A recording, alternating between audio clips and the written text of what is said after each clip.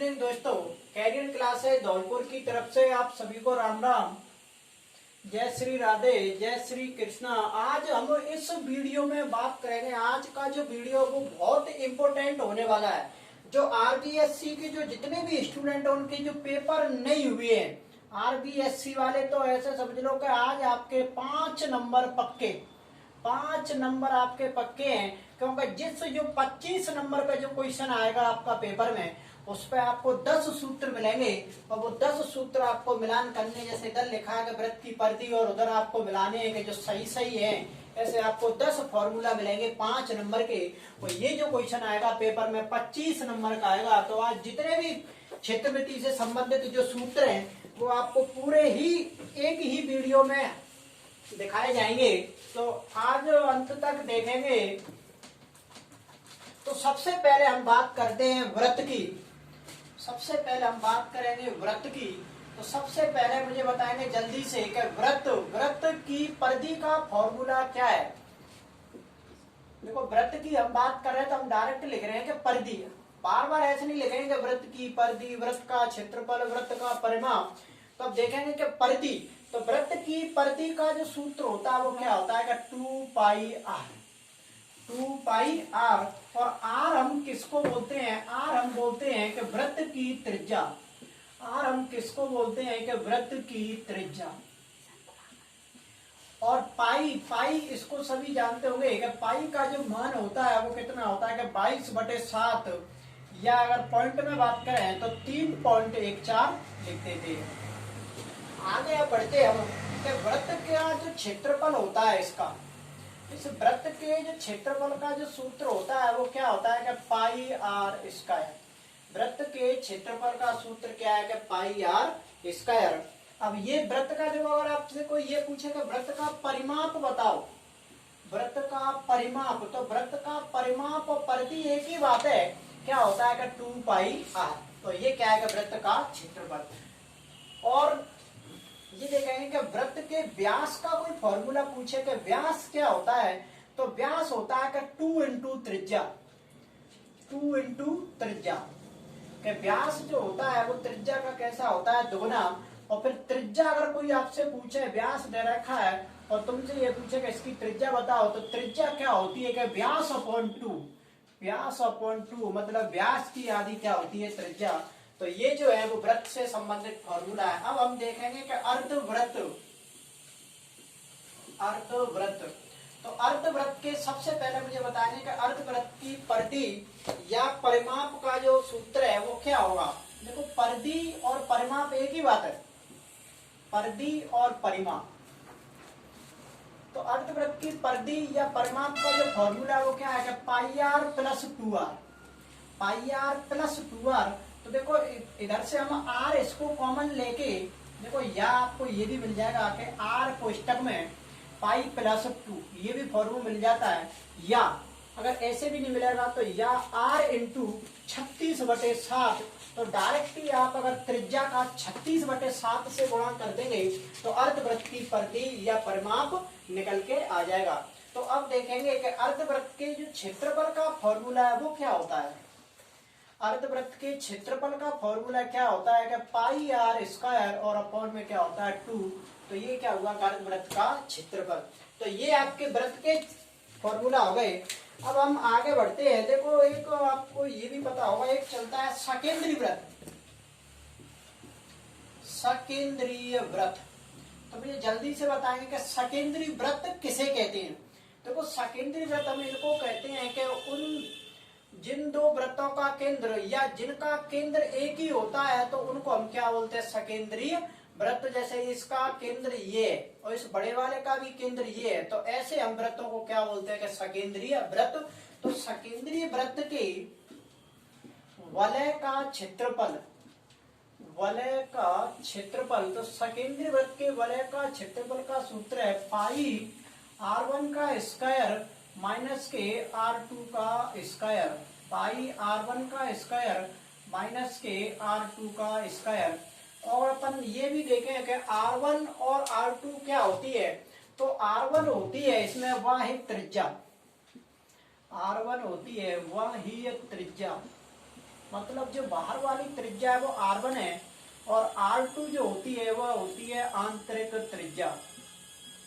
आंतरिक त्रिज्या R1 क्या होती है? आंतरिक त्रिज्या। देखो ये जैसे ये जो आपके मान के चलो, जैसे ये इधर बता देता हूँ, जैसे ये एक ये वृत्त है, इसका केंद्र ये, और एक और इसके ऊपर वृत्त है और इसका भी केंद्र ये है। तो ये जो होगी ये क्या है कि R1, और ये अंदर वाली जो है ये क्या है कि R2, और इसके क्षेत्रफल का जो फॉर्मूला है वो क्या हो जाएगा कि पाई R1 का स्क्वायर माइनस के R2 का स्क्वायर। अब यहां से देखेंगे कि त्रिज्य खंड का क्षेत्रफल, त्रिज्य खंड जल्दी से बताएंगे मुझे, त्रिज्य खंड का क्षेत्रफल। तो त्रिज्य खंड के क्षेत्रफल का फॉर्मूला क्या होता है कि पाई R स्क्वायर थीटा बटे 360। और त्रिज्य खंड किसे कहते हैं? देखो जब हम वृत्त पढ़ाएंगे तो ये भी बताएंगे त्रिज्य खंड कहते कैसे हैं।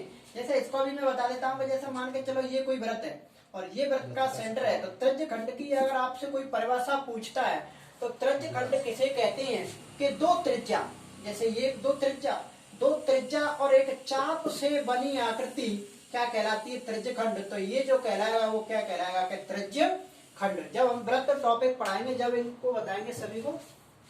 अभी तो ये क्षेत्रमिति में आया है त्रिज्य खंड। और अब देखेंगे कि चाप एक चलता है, चाप की लंबाई का सूत्र क्या है? चाप की लंबाई का फॉर्मूला है कि पाई R थीटा बटे 180। पाई R थीटा बटे 180।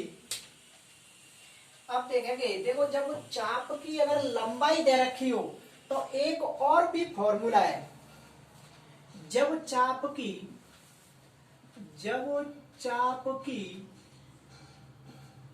लंबाई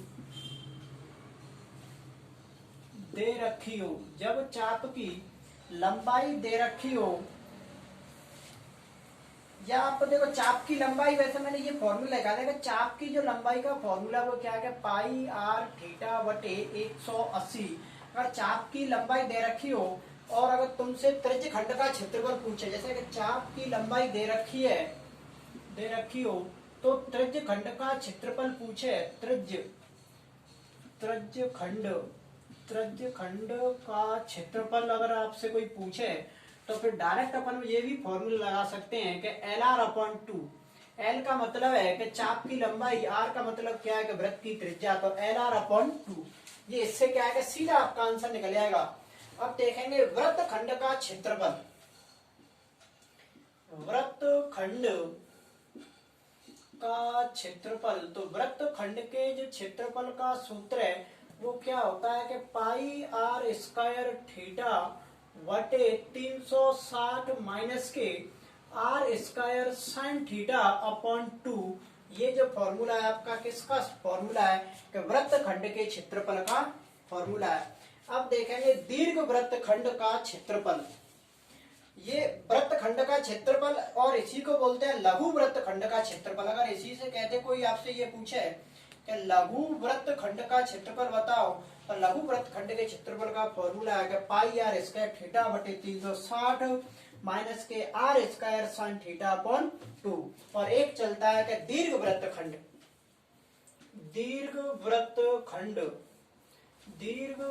खंड का क्षेत्रफल। तो दीर्घ वृत्त खंड का जो क्षेत्रफल का सूत्र है वो क्या होता है कि पाई R square minus pi R square theta बटे 360 माइनस के R square sine theta upon 2। तो ये जो आपका फॉर्मूला है वो किसका है? कि दीर्घ वृत्त खंड का क्षेत्रफल। तो जल्दी से एक बार यहाँ तक स्क्रीनशॉट ले लीजिए इसका और आगे बढ़ते हम। देखो अब इसमें से जो RBSC वाले जो स्टूडेंट देख रहे हैं और अभी उनके पेपर होंगे तो वो देखेंगे, अब जो RBSC वाले हैं कि उनका क्या है कि जो संशोधित तो पाठ्यक्रम आया है उसमें क्या है कि आपके ये जो मैं जो चिन्ह लगा रहा हूँ वो फॉर्मूला आपको याद नहीं करने हैं। तो आपको एक ये फॉर्मूला याद नहीं करना है और एक ये भी नहीं करना है, ये भी नहीं करना है, और आपको ये भी याद नहीं करना है, और आपको एक ये भी याद नहीं करना है, क्योंकि संशोधित पाठ्यक्रम में आपका ये वृत्तखंड से संबंधित जो भी है वो सब हट गए हैं। आरबीएससी वाले हो, एनसीईआरटी वालों को तो अभी सभी करने हैं, क्योंकि आपका तो पेपर 2022 में होगा। और अब आगे देखते हैं हम जो 3D ज्यामिति वाले जो फॉर्मूला हैं, अब वो एक ही बार में लिखेंगे हम सभी।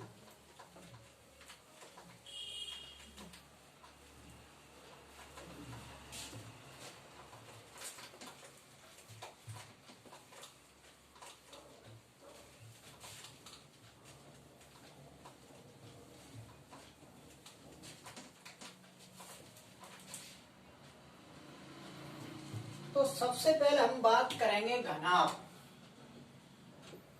घनाभ तो मुझे बताएंगे सबसे पहले कि घनाभ के आयतन का फॉर्मूला क्या है। घनाभ के आयतन का फॉर्मूला क्या है? तो घनाभ के आयतन का जो फॉर्मूला होता है वो होता है LVH। तो देखो L हम किसको बोलते हैं? L बोलते हैं लंबाई को, और B किसको बोलते हैं? चौड़ाई को, और H आपको पता ही होगा किसको बोलते हैं? ऊंचाई को। तो घनाभ के जो आयतन का जो फॉर्मूला है वो क्या हो जाएगा कि लंबाई इंटू चौड़ाई इंटू ऊंचाई। अब देखेंगे घनाभ का संपूर्ण पृष्ठीय क्षेत्रफल। संपूर्ण पृष्ठीय क्षेत्रफल, देखो घनाभ हमने एक ही ये हेडिंग डाल दी है, बार बार हम ये नहीं लिखेंगे कि घनाभ का संपूर्ण, घनाभ ये लिखा है, बस आपको तो ये देखते ही चलने का घनाभ का संपूर्ण पृष्ठीय क्षेत्रफल का जो फॉर्मूला है वो क्या हो जाएगा कि 2 कोष्टक में LB plus BH plus HL। तो घनाभ का संपूर्ण पृष्ठीय क्षेत्रफल का जो सूत्र है वो क्या हो जाएगा कि 2 कोष्टक में लंबाई प्लस चौड़ाई इंटू ऊंचाई प्लस ऊंचाई इंटू लंबाई। तो ये तो हुआ घनाभ का संपूर्ण पृष्ठ। अब अगर बात करें, कोई ये पूछे कि घनाभ के विकर्ण का फॉर्मूला क्या है, तो घनाभ के विकर्ण का जो फॉर्मूला है वो क्या है कि under root L² plus B² plus H²। तो घनाभ के विकर्ण का जो फॉर्मूला है वो क्या हो जाएगा? L लंबाई का स्क्वायर प्लस चौड़ाई का स्क्वायर प्लस ऊंचाई के स्क्वायर पे अंडर रूट। और एक और बचा है घनाभ का फॉर्मूला, ये पूछे कि घनाभ की चारों दीवार का क्षेत्रफल। घनाभ की चारों दीवार का क्षेत्रफल, तो घनाभ की 4 दीवार के क्षेत्रफल का फॉर्मूला क्या है कि 2 इंटू ऊंचाई, 2 इंटू ऊंचाई कोष्टक में 2 इंटू ऊंचाई कोष्टक में लंबाई प्लस चौड़ाई, 2 इंटू ऊंचाई कोष्टक में लंबाई प्लस चौड़ाई। तो आप शॉर्ट में इंग्लिश में भी लिख सकते हैं कि 2H कोष्टक में L प्लस V। ये जो आप हमारे फॉर्मूला है ये 4, ये हो गए आपके घनाभ के फॉर्मूला। देखो घनाभ की अगर कोई डेफिनेशन पूछे तो घनाभ किसे कहते हैं? एक समांतर षटफलक का प्रत्येक फलक अगर आयत हो तो उसे हम क्या कहते हैं? घनाभ। और घनाभ को एक आयत फलकीय ठोस भी कहते हैं। आयत फलकीय ठोस भी कहते हैं। घनाभ को कैसा कहते हैं? एक आयत फलकीय ठोस। अब हम देखेंगे घन, Q। अब घन का सबसे पहला फॉर्मूला है कि घन के आयतन का फॉर्मूला क्या है? घन का आयतन, तो घन के आयतन का फॉर्मूला है कि भुजा Q, भुजा Q या भुजा का होल Q भी कह सकते हैं। घन के विकर्ण का फॉर्मूला क्या है? तो घन के विकर्ण का फॉर्मूला बोलेंगे जल्दी से, क्या है कि अंडर रूट 3 इंटू भुजा, अंडर रूट 3 इंटू भुजा। अब देखेंगे घन का संपूर्ण पृष्ठीय क्षेत्रफल। घन का संपूर्ण पृष्ठीय क्षेत्रफल, तो घन के संपूर्ण पृष्ठीय क्षेत्रफल का फॉर्मूला क्या है कि 6 इंटू भुजा स्क्वायर, 6 इंटू भुजा स्क्वायर। एक और बचा है, जल्दी से बोलेंगे कि क्या बचा है घन का एक और सूत्र? तो घन का बचा है एक घन की 4 दीवार का क्षेत्रफल, 4 दीवार का क्षेत्रफल। तो घन की 4 दीवार का क्षेत्रफल का जो सूत्र है वो क्या है कि 4 इंटू भुजा स्क्वायर, 4 इंटू भुजा स्क्वायर। तो ये आपका घनाभ और घन मात्र 4 ही सूत्र हैं, तो 8 फॉर्मूला आपके ये हो गए। और हम बढ़ते हैं अब आगे की तरफ बेलन। अब बात करते हैं वेलन की, तो जल्दी से बताएंगे वेलन का आयतन क्या होता है। वेलन के आयतन का फॉर्मूला बताएंगे। तो वेलन के आयतन का फॉर्मूला होता है कि pi r square h, pi r square h. अब आता है वेलन का वक्र पृष्ठ, वेलन का वक्र पृष्ठ।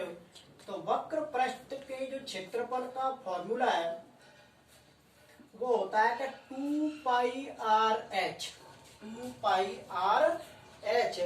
अब अगला जो इसका फॉर्मूला है कि वेलन का अगर आपसे कोई पूछे कि संपूर्ण पृष्ठीय क्षेत्रफल बताओ, वेलन का संपूर्ण पृष्ठीय क्षेत्रफल बताओ, तो वेलन के संपूर्ण पृष्ठीय क्षेत्रफल का फॉर्मूला है कि 2 पाई आर कोष्टक में आर प्लस एच।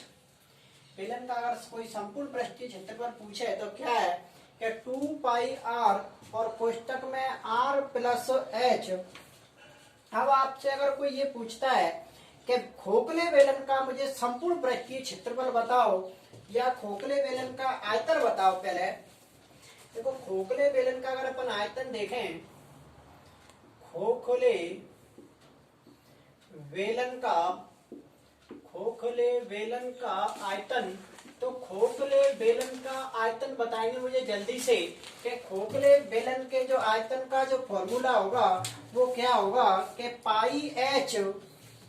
खोखले वेलन के आयतन का फॉर्मूला है कि पाई एच कोष्टक में R1 का स्क्वायर माइनस के R2 का स्क्वायर। और हमने पहले भी बता दी कि R1 और R2 क्या है कि R2 बाह्य और एक आंतरिक दोनों त्रिज्या है।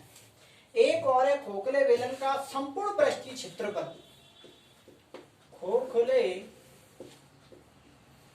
वेलन का, खोखले वेलन का संपूर्ण पृष्ठीय क्षेत्रफल, संपूर्ण पृष्ठीय क्षेत्रफल। तो जल्दी से बताएंगे कि खोखले वेलन का संपूर्ण पृष्ठीय क्षेत्रफल का जो फॉर्मूला है वो क्या है कि 2 पाई।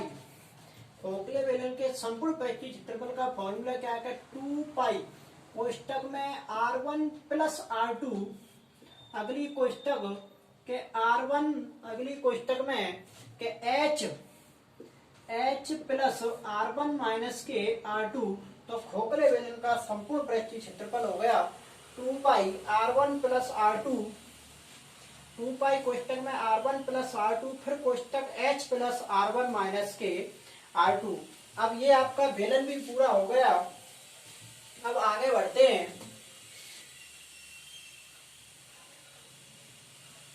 वेलन से आगे अब बात करते हैं अब आपके शंकु की।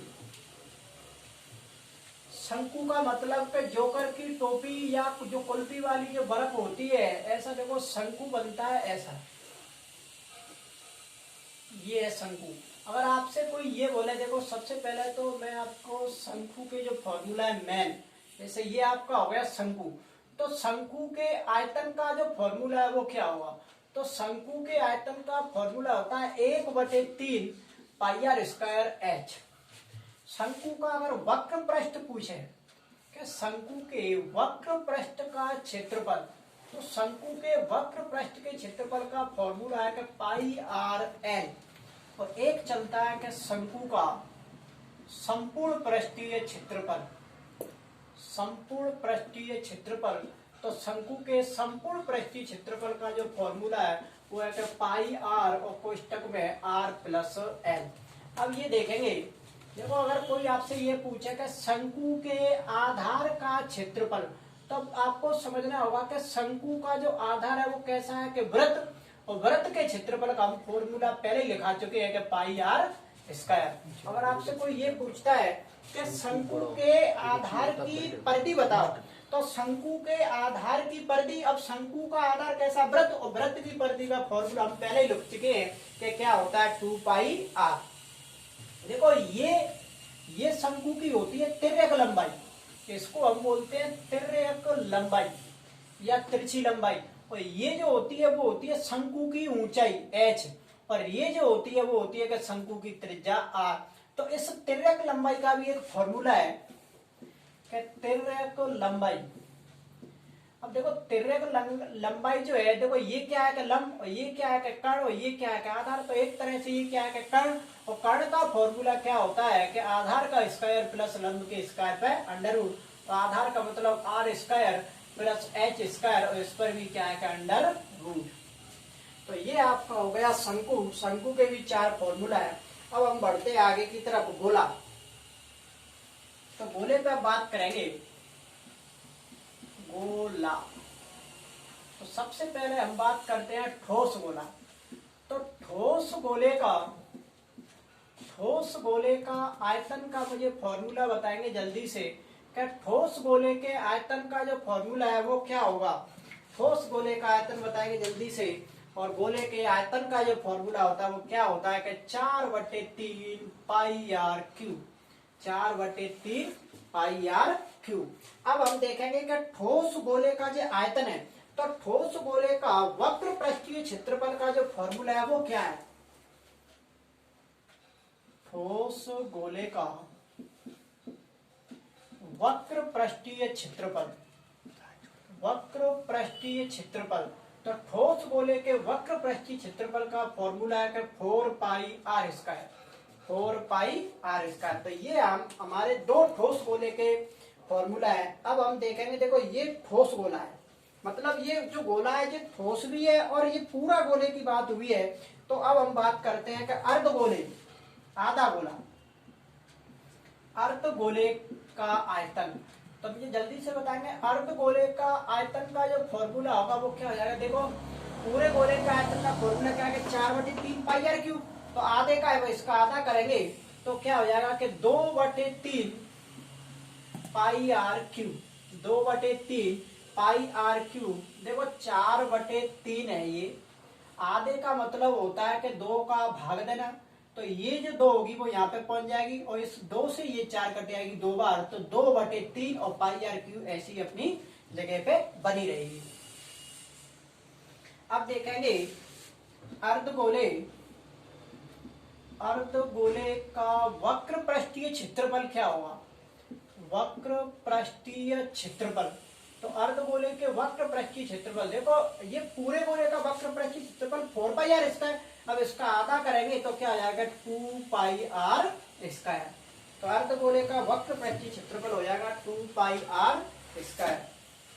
अब देखेंगे अर्धगोले का संपूर्ण पृष्ठीय क्षेत्रफल, अर्धगोले का संपूर्ण पृष्ठीय क्षेत्रफल। तो अर्धगोले के संपूर्ण पृष्ठीय क्षेत्रफल का फॉर्मूला है 3 पाई आर स्क्वायर। तो अब जो आपका जो ठोस गोला और अर्धगोला दोनों यहाँ पे कंप्लीट होते हैं। अब जो आपके बच्चे हैं आपके 2-3 फॉर्मूला, एक जो गोला और चलता है तो उसको हम बोलते हैं कि खोखला गोला। तो खोखले गोले का आयतन का जो फॉर्मूला है वो क्या होता है? खोखले गोले के आयतन का फॉर्मूला जल्दी से बताएंगे मुझे। खोखले गोले के आयतन का जो फॉर्मूला है वो क्या होता है? तो खोखले गोले के आयतन का फॉर्मूला है कि 4/3 पाई R1 का क्यूब माइनस के R2 का क्यूब। तो खोखले गोले के आयतन का जो फॉर्मूला है वो क्या है कि 4/3 पाई R1 का क्यूब माइनस के R2 का क्यूब। एक लास्ट फॉर्मूला और बचा है खोखले गोले का, कि खोखले गोले का संपूर्ण पृष्ठीय क्षेत्रफल, या ऐसे बोल सकता है कि गोलीय कोष